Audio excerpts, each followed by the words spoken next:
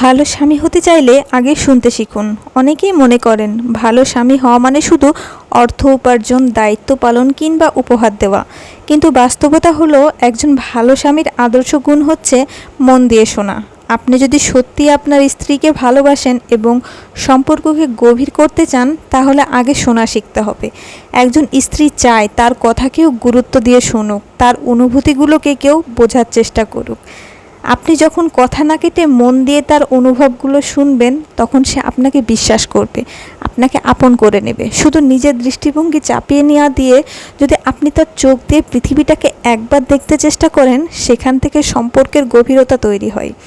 আজকের ব্যস্ত জীবনে এই ছোট্ট অভ্যাসটাই হতে পারে ভালোবাসার সবচেয়ে বড় প্রমাণ।